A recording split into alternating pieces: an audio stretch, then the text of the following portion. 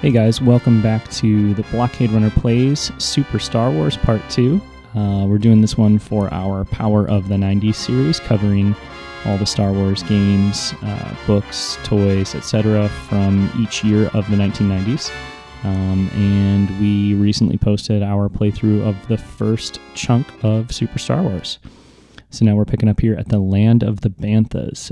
We've just recently met up with Obi-Wan Kenobi. I now have my lightsaber, which is the first time I've been able to use that weapon. And as you can see, it's pretty effective. I was definitely intimidated by these Tusken Raiders in the last level, but cutting through them pretty easily here with my hero's lightsaber. Love those sound effects. Still love those sound effects. What I don't love is murdering Banthas repeatedly in this level, which I think is a weird choice. Definitely a weird choice. But that's pretty much what the land of Banthas is about. We're going to cruise through here and decimate a ton of Tusken Raiders who have a great jumping animation, like I said, and then just slaughter Banthas. I will say they look great. The Banthas look great. A lot more aggressive than I remember them in the original trilogy, but they do look good. I suppose one could argue this game can be a little repetitive, so I think we're seeing that here, right? Like, the level design for the land of the Banthas is basically run forward, kill a Bantha, run forward, kill another Bantha, ad nauseum. So that's how this level's laid out. It actually kind of reminds me a little bit, if you are subscribed on YouTube or follow our blog, if you checked out our video of The Empire Strikes Back on the NES, which I didn't get too far into because that game is a little tough and not quite as much fun here as Super Star Wars.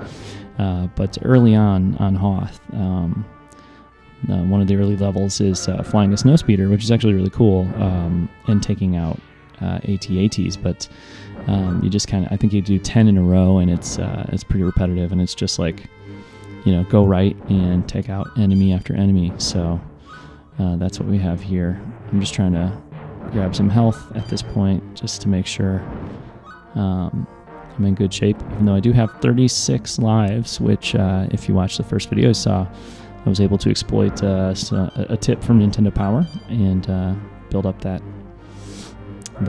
life bar. Well, not life bar, but build up the cache of extra lives there.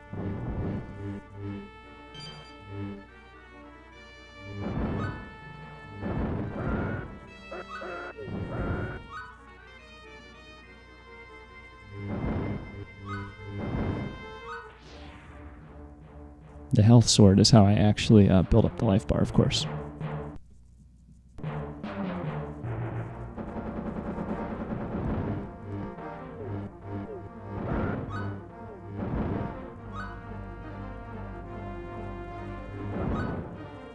One thing that is kind of important to do in certain areas of the game is to use the L and R buttons to look up and down while playing. Sometimes that can be the key to safely finding your way across a certain area.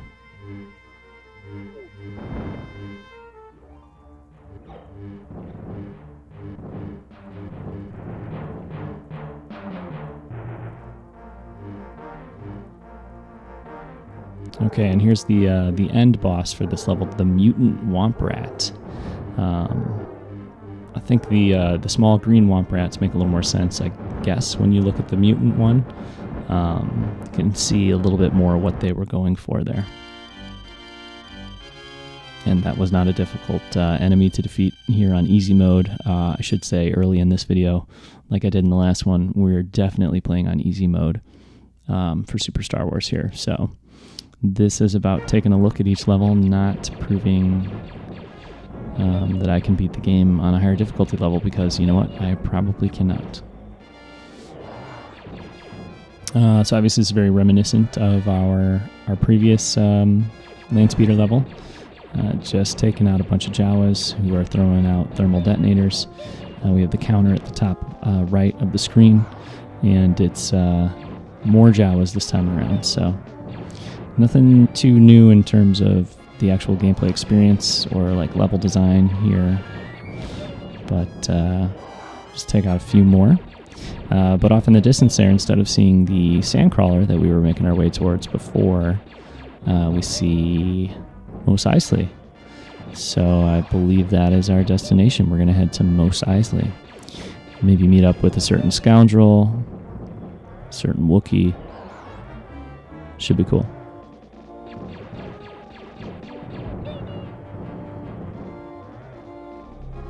I do love those. I don't know if is pastel's the right word. The pastel colors of the twilight sky back there near Mos Eisley. It's a very pretty game, and I think I talked about it in the last video too. But just was endlessly impressive in 1992 as a really cool video game visual interpretation of Star Wars. You know, stuff like the Womp Rats, it definitely takes some liberties, or, you know, slaughtering Banthas for no reason. Like, it takes some liberties with the source material, but what it does recreate visually, I think it does so really effectively. Like the little thermal detonators and any of the characters that were actually in the film, and these landscapes from the film. I think the translation into video game visual language is really impressive and just super well done. And it blew my mind in 1992, and I think it did so for a lot of other people too.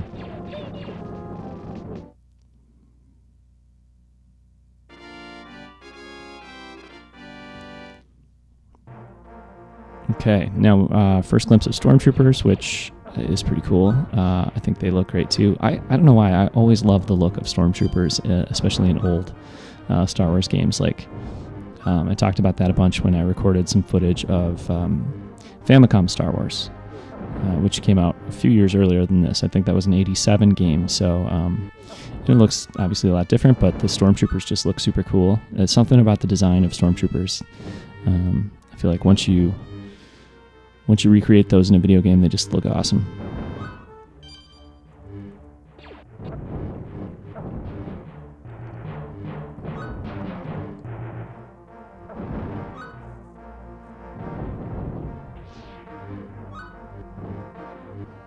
I'm not sure what my better approach here is to use the lightsaber to take out these troopers, or to take out to use a blaster. I'm not sure.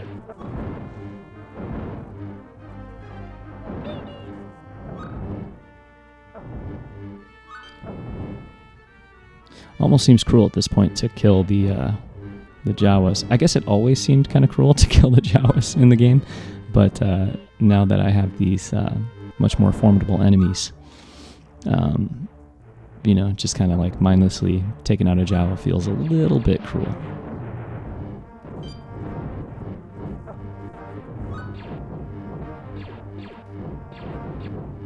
The good thing with the blaster power-ups too is I don't have to switch over to my blaster to power that up, as far as I know, because that's something I had considered, like, oh well, maybe I should be using the blaster, or at least switching over to the blaster when a power-up drops, so that I can keep the blaster powered up, but it doesn't look like that's a concern.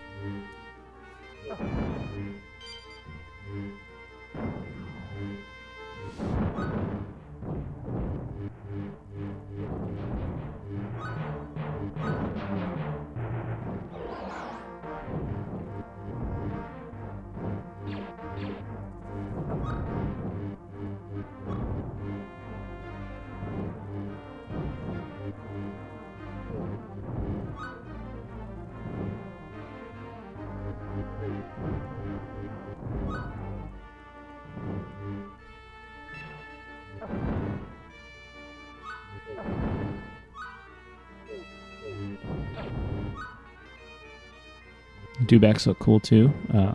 Neglected to mention those. The Dewbacks are looking good.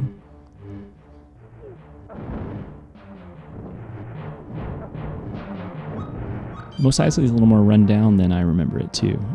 Obviously it was meant to be part of that used universe, but I don't know if the idea here is that these stormtroopers have come in and really torn up the place or what, but seems to be kind of recently bombed out or something.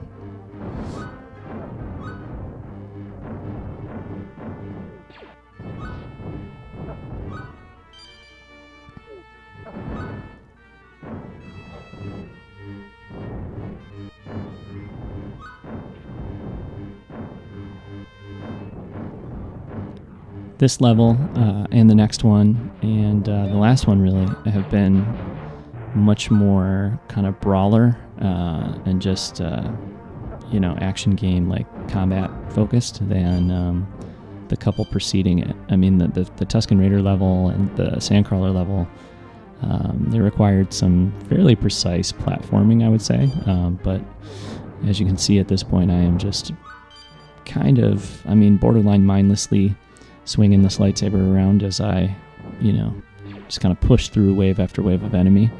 I think the strategy, of course, probably has to change a little bit on Brave or Jedi mode, but I'm neither Brave or a Jedi, so not totally sure about that.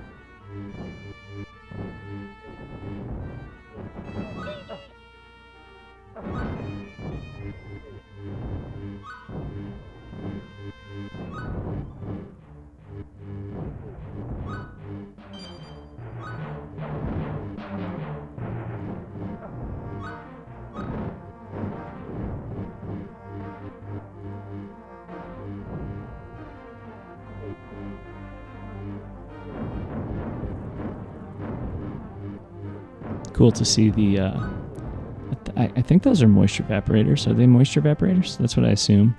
They look a little thicker and bigger than the, there's Chewbacca. Look a little thicker and bigger than the ones on the Skywalker farm, but I would assume that's what those are. But it's cool to see them kind of bigger and up close like that.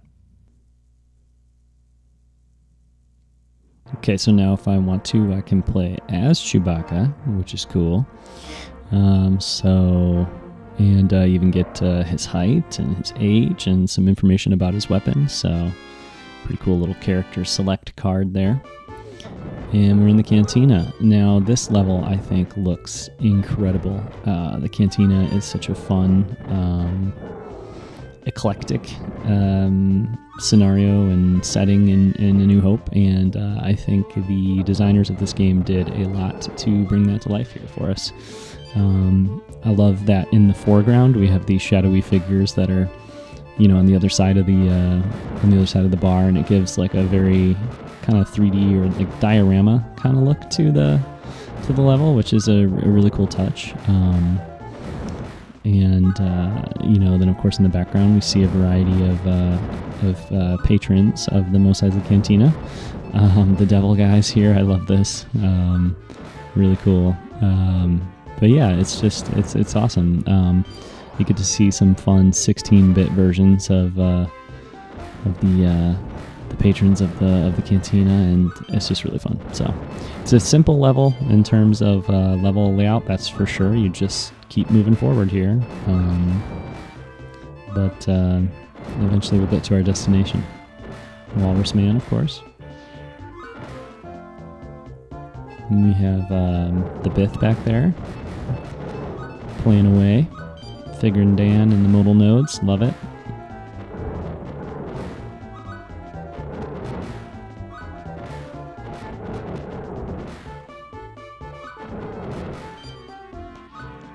Chewie must have had quite the reputation here at the Mos Eisley Cantina with that plasma blasting bowcaster.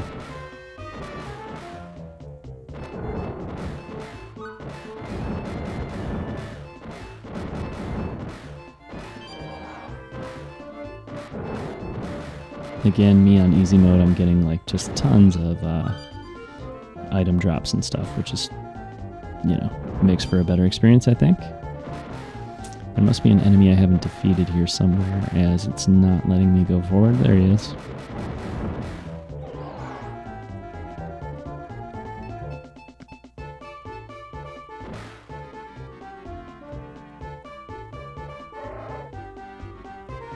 course, the 16-bit Cantina music is cool too. All right, so who is this? Kalhar?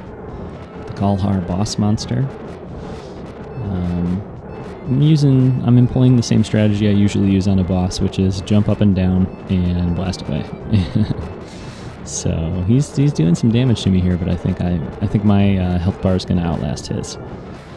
But you can imagine on a more difficult setting, I'd probably have to use a little more efficient strategy. But that was a Cantina. We got through there, so that's cool. Let's see what's next.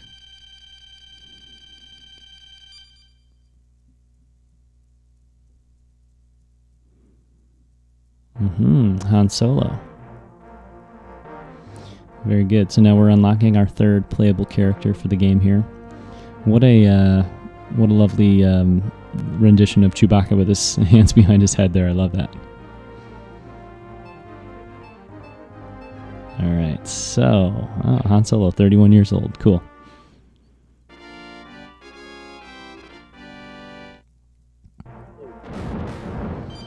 I think the animation is great. You'll notice that just little subtle things about his movement are very Harrison Ford Han Solo-esque.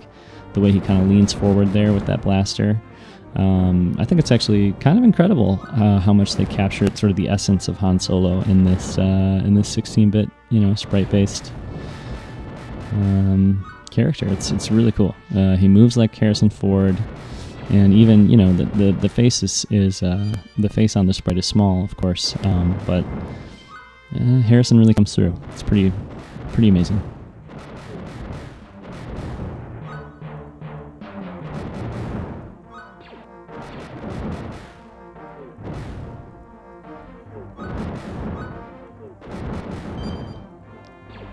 A lot of people love these games and have super fond memories of them, but I've also, I've seen people deride them a little bit. I've seen them take some heat.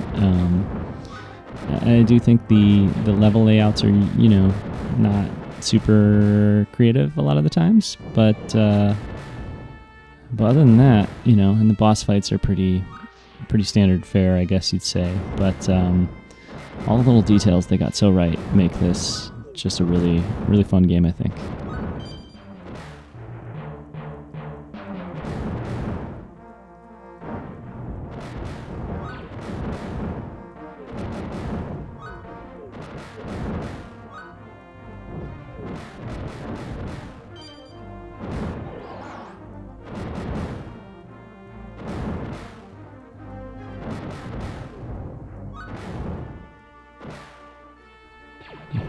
I love that. Enemies popping out of the window. Pretty cool.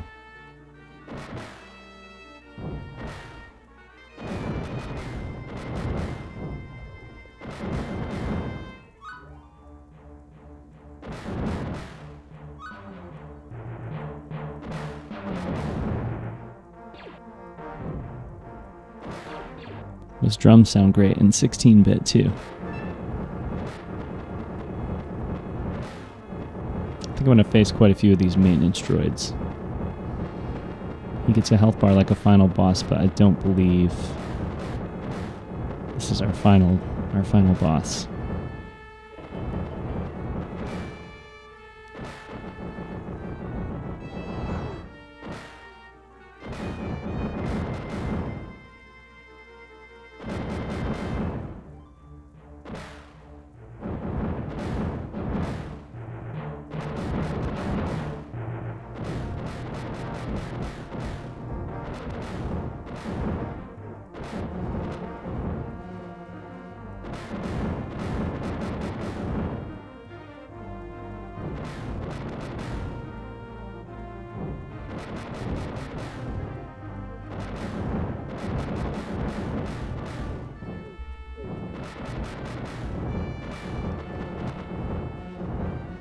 That lightning is brutal for sure, so to avoid that, I don't remember all of this machination in the Mos Eisley community, but must have been there just off screen.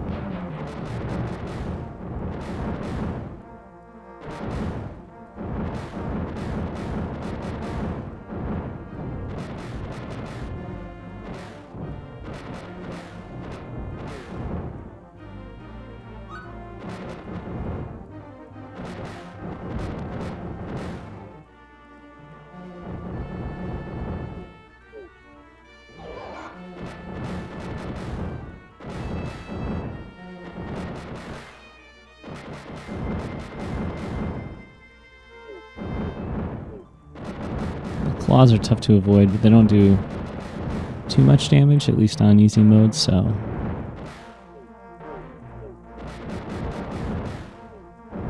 Of course, if you get caught in them more than once in a row, maybe you're in trouble.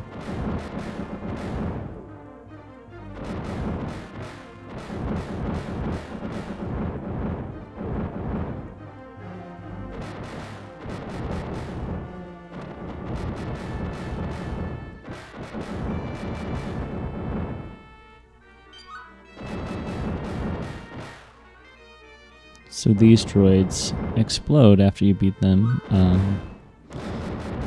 which makes them dangerous. I think I probably got to run past that now before I get pushed back. Yeah, because these guys just keep coming.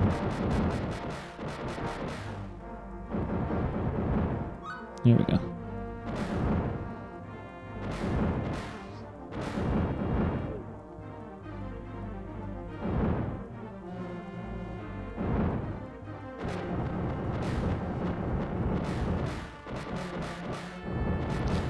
But yeah, I mean, this level is another example of how the level design can be pretty repetitive, you know, maybe even tedious, you could say, but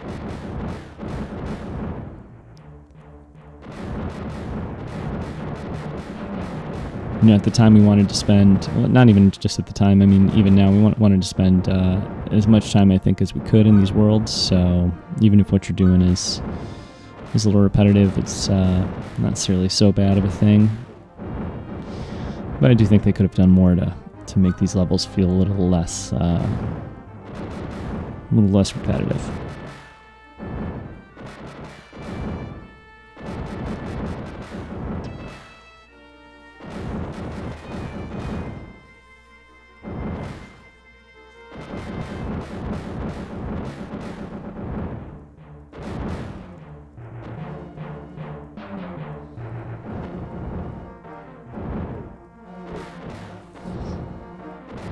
I wonder if we'll see that nice lightning effect come into play in the end of Super Return of the Jedi, if we're able to make it there.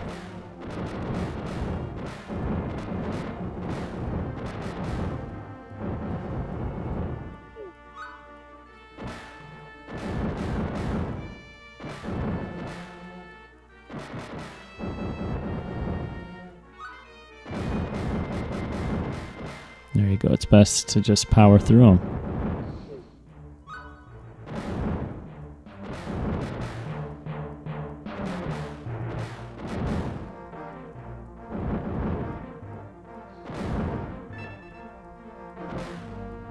Okay, feels like we're coming up on a boss here. Now this one is tough. This boss is definitely tough. Basically what we've got is some kind of robotic blasters at each, both up front and behind it. And you've got the fire blasting weapons on the bottoms on both sides. And then there's Stormtroopers manning it as well, so this one is for sure tricky.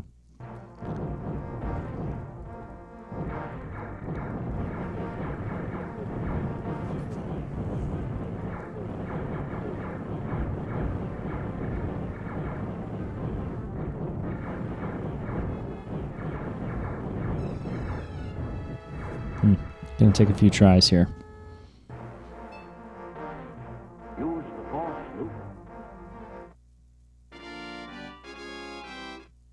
See if Luke can do a better job.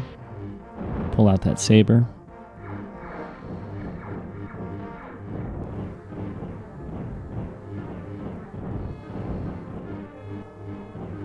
No, this isn't going to work. You can take out those weapons pretty quickly, but too much damage to him. What you're seeing here is that I've tried this many, many times. I tried as Luke, I tried as Han, I tried as Chewie, and didn't have too much success with any of them for quite a while. But I'm going to come back in as Han now. I had 36 lives before, now I'm down to 18. Obviously didn't want to make you watch me do all of those, but yeah, I read up a little bit and I rolled under him.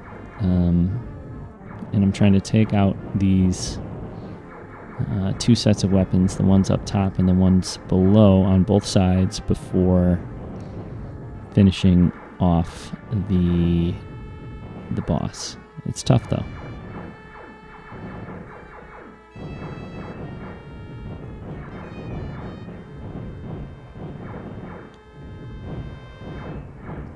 But I'm frustrated because I had to, try to take this boss out so many times, but I wouldn't call this really great boss design or anything, right? Like, this is just a big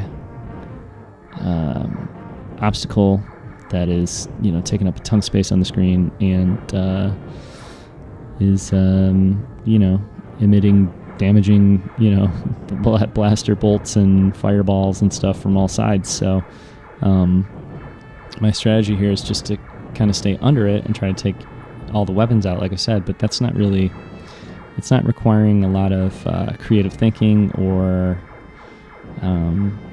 I just kind of have to get lucky almost, to avoid all these blaster bolts and everything. So it's okay. It's cool. I mean, it's definitely cool, but it's just again a little bit repetitive and not exactly innovative boss design, I wouldn't say.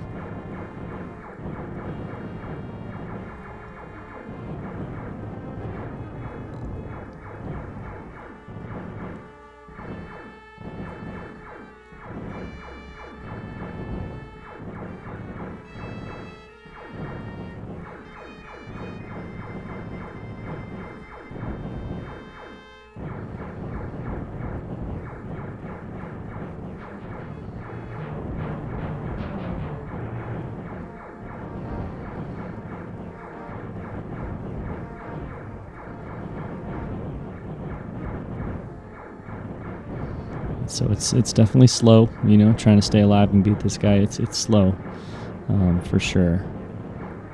Although I don't think my weapon, my blaster, is too powered up here either, so that doesn't help. But yeah, now that all the weapons are off, are gone, can actually kind of reduce his health bar there, which I believe is what's happening every time the screen flashes yellow. So yeah, at least we're to the point where we can damage this hover combat carrier. Unfortunately, I am extremely low in health at this point, so hopefully, but he's not really, I'm not seeing too many opportunities for him to damage me at this point either, so hopefully that's going to work out in my favor.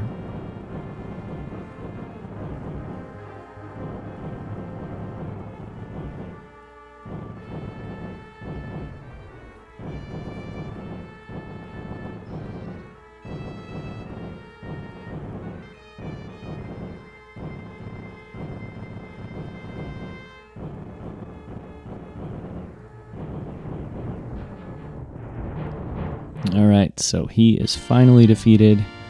Like I said, I burned close to 20 lives on him, but we're through. And finally off Tatooine as well, so we're definitely into the second half of the game here, which is going to be primarily Death Star focused, which should be cool. Again, I love these 16-bit recreations of scenes from the film. It looks just like A New Hope. They did a really good job with that, but it's cool to see it through that 16-bit lens, no doubt.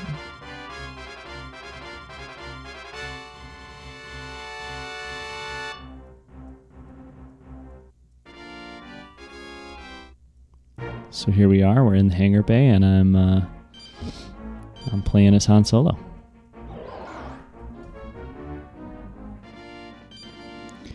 So there are quite a few blaster power-ups and health swords that are obtainable here on this Death Star level.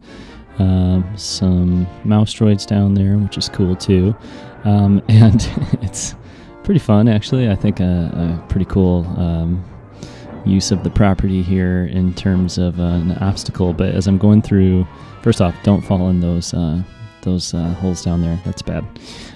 But as I'm, and I'm not sure about these droids. These are, I think, a sculptured software Super Star Wars creation, because I've never seen those in Star Wars. But yeah, as you're going through, there's these TIE fighters that like race past, and you just have to jump over them like I'm doing now. But I'm sure one of these times I will I'll knock it over it, and it's not that big. There we go, right there. I just took a little bit of damage, so but I think it's pretty works pretty well with what the TIE fighter represents, to have it sort of screaming past here real quickly and just have it be something to overcome.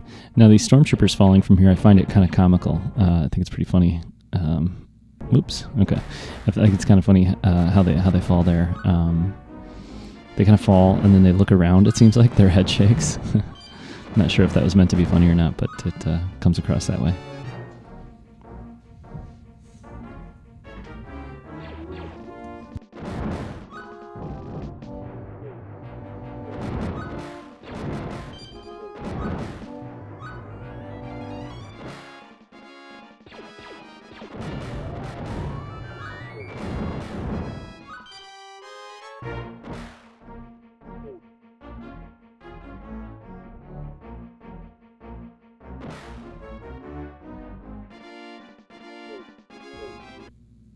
Sorry, had an occasion. Had to pause here for a second, but back in action. A couple little pauses in this level, but we're back at it. Love the Han Solo 1-up face there. It's got this nice feathered hair on it, which is cool. And I haven't commented on the walls here of the Death Star. I think they look very cool too. So yeah, this game, in terms of the backgrounds, the environments, really good job of creating, recreating, I guess I should say, the environment from A New Hope, and just super super cool 16-bit representation of all this. I mean, the characters, like I've mentioned a couple times, but just the environments too. They did a great job of recreating these settings.